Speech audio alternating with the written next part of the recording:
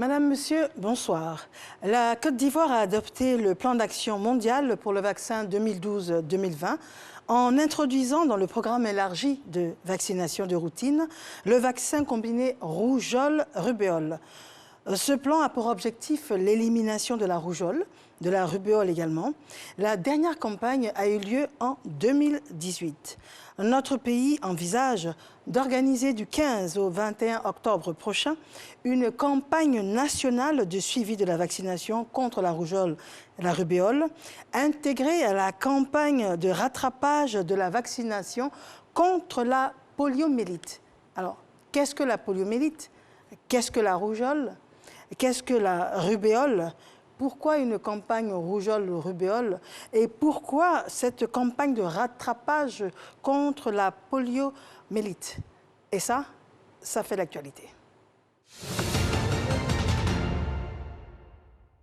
Nous avons un élément à vous proposer, un état des lieux sur ces différentes maladies, poliomyélite, rougeole, rubéole. C'est un élément de Seydou Ouattara. Le plan d'action pour le vaccin GVAP 2012-2020 vise en autres objectifs l'élimination de la rougeole et la rubéole. Ceci par l'organisation des campagnes de vaccination supplémentaires. L'introduction de vaccins combinés rougeole-rubéole dans le programme de vaccination systématique, le maintien d'un niveau de couverture vaccinale élevé et le renforcement de la surveillance de la rougeole et du syndrome rubéolé congénital. L'Organisation mondiale de la santé, OMS, a déclaré la Côte d'Ivoire pays libre de polio depuis novembre 2015. Aucun cas de poliomyélite n'a été enregistré depuis juillet 2011. Ceci est le résultat des efforts du gouvernement en matière de vaccination des enfants de 0 à 11 mois et des femmes enceintes. Efforts ayant permis d'atteindre une couverture vaccinale à 80%. L'objectif général est de contribuer à l'élimination de la rougeole et de la rubéole et au maintien du statut de pays libre de poliomyélite en Côte d'Ivoire. Faisons vacciner nos enfants âgés de 9 mois à 5 ans contre la rougeole, la rubéole et la poliomyélite. Vacciner, c'est protéger pour la vie. Tous contre la polio. Nous sommes en studio avec le professeur Akala Priniquez. Bonjour professeur. Bonjour. Vous êtes épidémiologiste, vous êtes expert en vaccination également. Voilà, exact. D'accord. Les premières questions d'usage, c'est d'abord de nous définir ces différentes maladies. On va commencer par la poliomyélite. Qu'est-ce que c'est que la poliomyélite? Alors, la poliomyélite est une maladie infectieuse due à un germe qui passe par voie orale pour aller se multiplier au niveau des intestins et qui finit par produire des lésions neurologiques qui se voient par la paralysie. Donc 5% des enfants qui contractent, qui rentrent en contact avec ce germe-là, font ce qu'on appelle une paralysie. Et comment s'attrape ce germe? Alors, c'est une maladie des mains sales. Nous disons que la transmission féco-orale, c'est-à-dire que des mains sales infectées ou des aliments infectés peuvent passer par voie orale et donc on peut prendre le virus de cette façon-là. Donc, un enfant qui joue dans un jardin et puis qui a les mains sales, pas sales noires, mais sales de microbes, il peut avoir la poliomyélite. Il peut avoir si dans son environnement, il y a quelqu'un qui a émis des fécès, ce qu'on appelle les fécès, donc des selles contaminées. Donc si cet enfant ne se lave pas les mains après avoir manipulé, par exemple, le sable dans cet environnement-là, cet enfant-là peut rentrer en contact avec ce germe. D'accord, très bien. Et c'est ce qui provoque cette paralysie très, très spécifique aux personnes qui ont la poliomyélite. Oui, donc le germe, quand il est dans l'organisme, va se mettre dans une partie bien précise de l'organisme et créer ce qu'on appelle une lésion neurologique. Et cette lésion neurologique entraîne ce qu'on appelle une paralysie. Voilà. Mais il faut dire qu'il n'y a pas que les muscles des membres inférieurs. Hein. On peut avoir une atteinte des muscles du thorax aussi. C'est rare, mais ça peut arriver. D'accord. Et la rougeole, qu'est-ce que c'est que la rougeole? Alors, la rougeole aussi, c'est une maladie infectieuse due à un microbe qu'on appelle un virus qui se qui s'attrape lorsqu'on est au contact d'une personne qui est infectée. Oui. Et donc, le germe passe par voie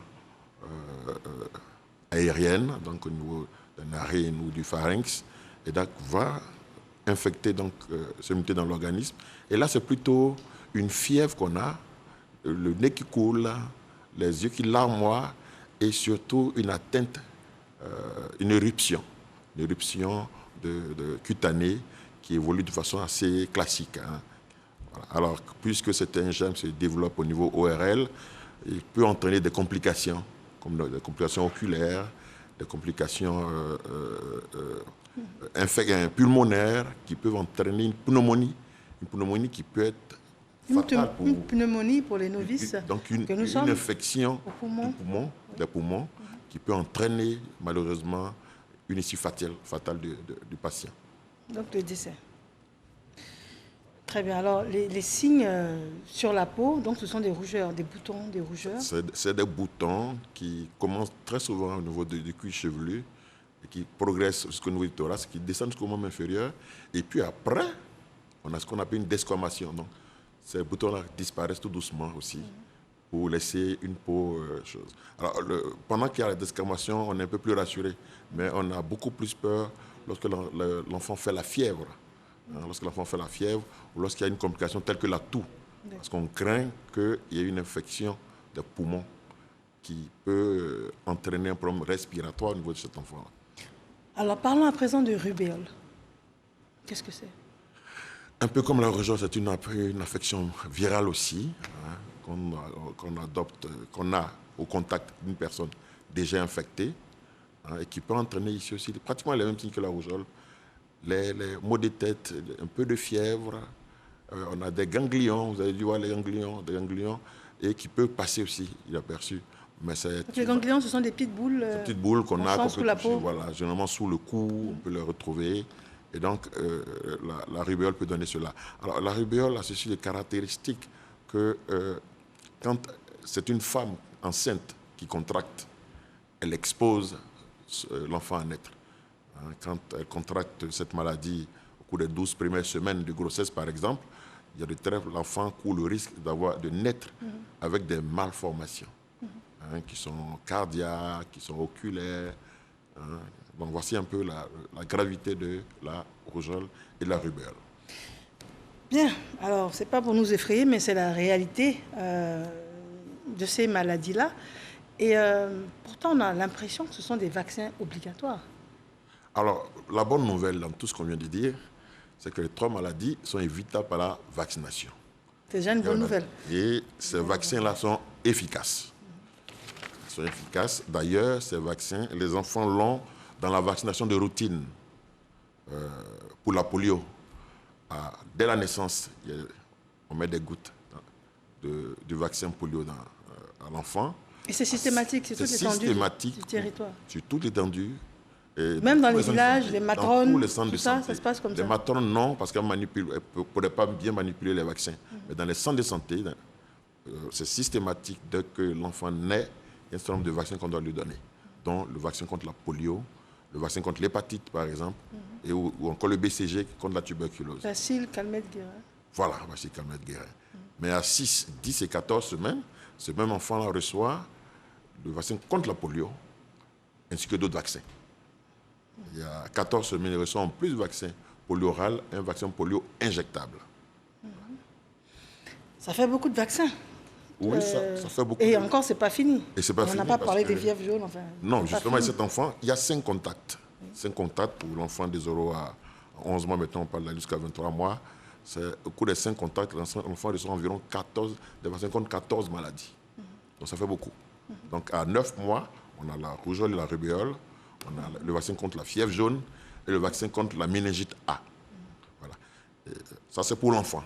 À côté de cela, vous avez les jeunes filles à 9 ans reçoivent un vaccin contre un germe qu'on appelle human papillomavirus, qui est en fait responsable du cancer du col de l'utérus. Vu l'ampleur, les jeunes filles donc reçoivent 2 doses à 6 mois d'intervalle. C'est à 9 mois. Et à côté de cela, maintenant, vous avez les femmes enceintes qui doivent recevoir un minimum de 2 doses du vaccin contre la diphtérie et le tétanos pour protéger leur enfant à naître. Très bien. Alors, ce qui est intéressant, c'est de savoir qu'il y a une vaste campagne qui va ouvrir, qui va commencer bientôt. On va en parler. Mais je pense tout de suite aux personnes qui nous écoutent et qui ne savent pas si elles ont reçu ou pas ces différents vaccins de rubéole, de rougeole ou de poliomyélite, par exemple. Est-ce que, parce que là, on parle des enfants, est-ce que les adultes sont concernés? Alors, il y a la vaccination de l'adulte. Les adultes sont concernés par la vaccination. Pas par notre campagne forcément, mais sont concernés. Les adultes sont en droit de regarder leur statut vaccinal. Ou bien il y a un document de vaccination et tout est consigné. Si ce n'est pas le cas, ça veut dire que l'adulte n'a pas reçu peut-être ses doses. Et ça, on peut, au contact du médecin, voir comment rattraper un certain nombre de choses. Est-ce qu'un adulte a besoin de se faire vacciner contre la rubéole? Contre la rubéole, je pourrais dire oui. Surtout les femmes enceintes. D'accord. Vous avez dû remarquer que chaque fois qu'une femme enceinte qui va faire son bilan prénatal, on lui demande. Et quand on se rend compte qu'elle n'est pas protégée contre la rubéole, on encourage à le faire. Mais un homme ou une femme qui n'est pas enceinte n'en a pas besoin. Voilà. Mais le problème avec ça, c'est que l'homme, c'est vrai qu'il ne va pas faire il va pas tomber enceinte, mais il peut contracter le germe et le transmettre. Tu comprends? Donc, tout le monde devrait pouvoir faire attention à son statut vaccinal. Quand c'est possible, il faut le faire. Et la poliomyélite, est-ce que, en tant qu'adulte, les personnes qui doutent doivent faire le vaccin? Ils peuvent faire le vaccin. C'est permis. Ils peuvent faire le vaccin parce qu'on s'est rendu compte que les adultes transportent le germe, mais il ne faut pas forcément de paralysie. C'est ça. Aujourd'hui, le programme de vaccination vise les enfants, mais parce que c'est les plus vulnérables. Mais les adultes peuvent transporter le germe. D'accord. Ça, c'est clair. Alors, quand on parle de poliomyélite, on a parlé de la transmission par les mains sales. Et la rubéole et la rougeole, quel est le mode de transmission? On rentre en contact avec une personne infectée. C'est contagieux alors? Oui, c'est contagieux. Extrêmement contagieux. Donc, c'est des maladies qui sont très contagieuses. Dès que vous rentrez en contact avec quelqu'un, une personne qui a la maladie, si vous n'êtes pas immunisé, si vous n'êtes pas protégé, vous allez présenter des signes, vous allez faire la maladie. Et ça, ça l'est pour et les enfants et les adultes. Et vous nous avez expliqué qu'on peut en mourir? Oui, on peut avoir des complications, surtout les enfants, notamment l'atteinte pulmonaire. On peut en mourir. Le décor étant planté, ce dont on va parler maintenant, c'est de savoir, il y a combien d'enfants en Côte d'Ivoire? La cible que vous avez identifiée, vous adressez à combien d'enfants? Alors, chaque année, on a autour d'1 million de nouveau-nés. Mais cette campagne-là vise l'enfant de 9 mois à 59 mois et ils sont environ 6 244 000 enfants. 6 244 000 enfants de 9 mois à 59 mois. D'accord. Voilà. Qui n'ont pas reçu Qu'ils aient reçu leur dose de rougeole à 9 mois ou pas, ils doivent être vaccinés pendant cette campagne de vaccination parce qu'on leur offre une autre occasion d'être immunisés. Voilà. Très bien. Et ça ne fait pas un excès si l'enfant se présente pour la deuxième fois pour le même vaccin? Non, ça ne fait pas d'excès. Au contraire, on offre une occasion à cet enfant d'être immunisé. Parce que je vous disais, à 9 mois, lorsqu'on vaccine les enfants, l'efficacité vaccinale n'est pas optimale. Elle est à 85%. Donc, sur 100 enfants vaccinés, 85 sont véritablement immunisés. Ça aussi, on l'a bien compris dans les différentes émissions que l'on fait. Le vaccin n'immunise jamais à 100%.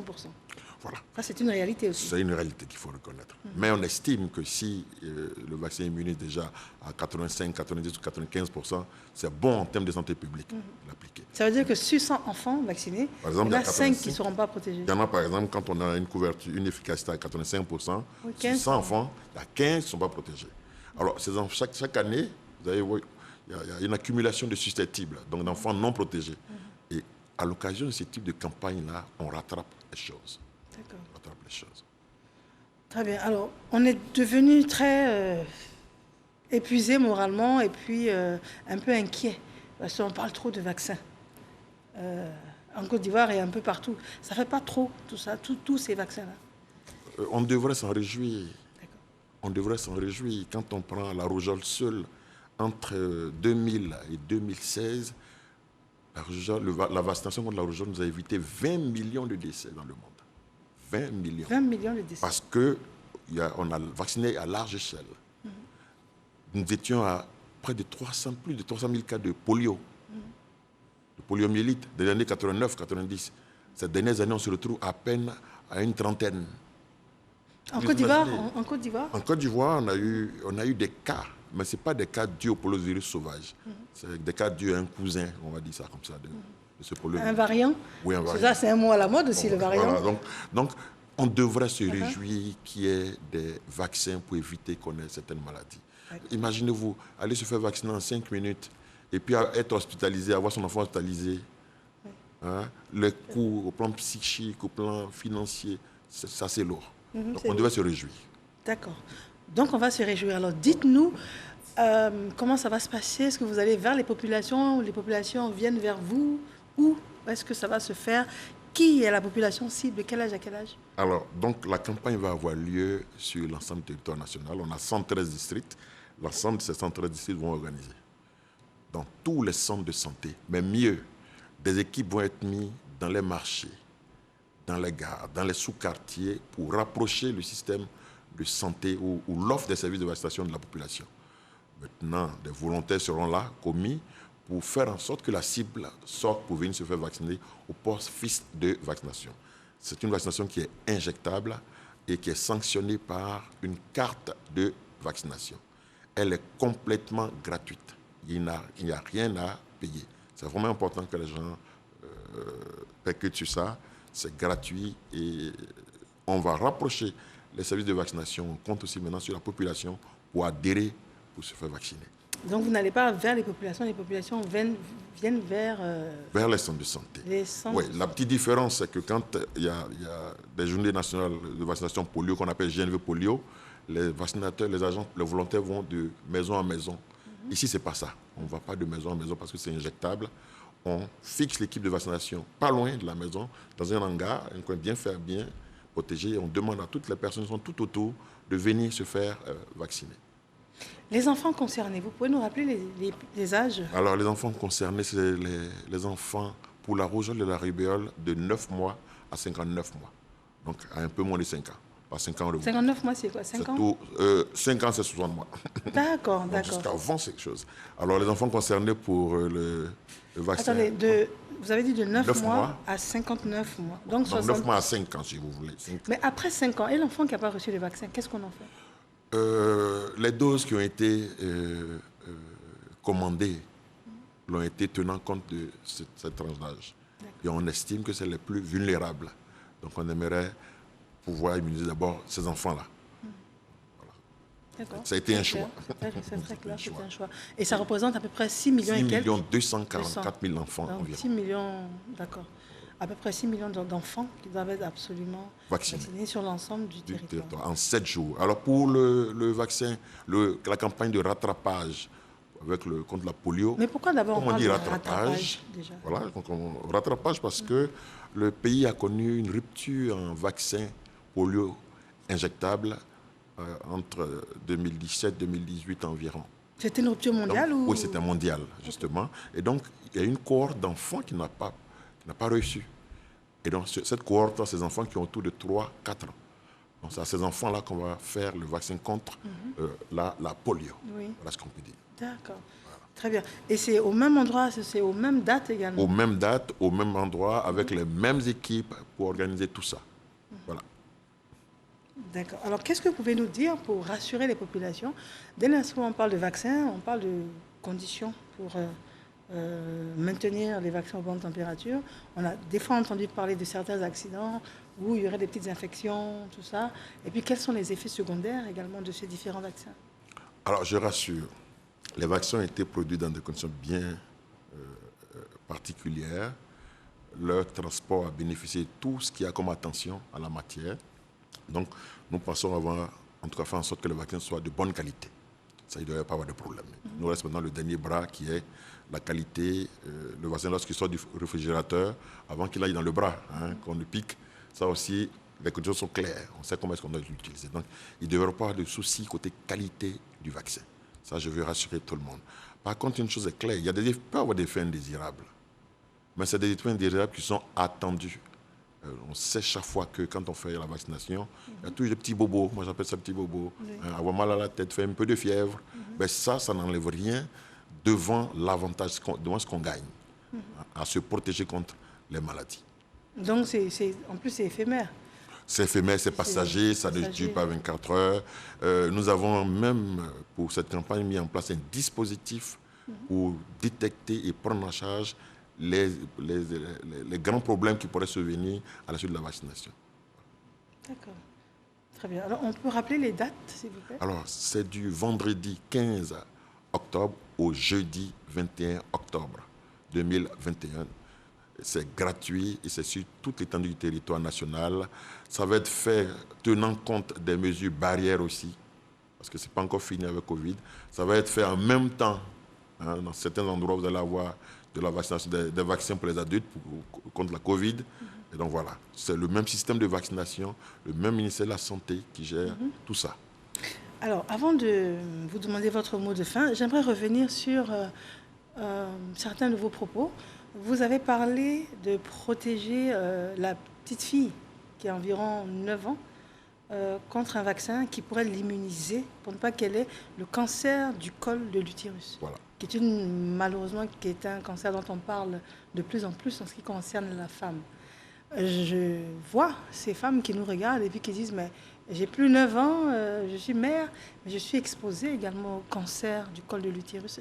Est-ce que je peux me faire vacciner ?» Qu'est-ce qu'on peut leur répondre? Alors, normalement, le germe dont on parle est un germe qu'on peut avoir, ça donne une infection sexuellement transmissible. L'idéal, c'est de faire ce vaccin aux filles qui n'ont pas encore eu de rapport, ou être sûr qu'elles ne sont pas déjà rentrées en contact. Parce qu'une fois qu'on rentre en contact avec le germe, après le vaccin, il vient, il est plus efficace, on va dire ça comme ça. Donc il va falloir vérifier cela d'abord, avant de prendre une telle décision. D'accord. Je vous remercie, en tout cas. Je remercie, en tout cas, de vous être prêté à nos questions. Vous êtes le professeur Aka Le Prix Niquet, vous êtes épidémiologiste et expert en vaccination. Et puis chef du service, dites-nous. Surveillance des maladies au PEV de Côte d'Ivoire, à la DCPEV. Et de quelle maladie?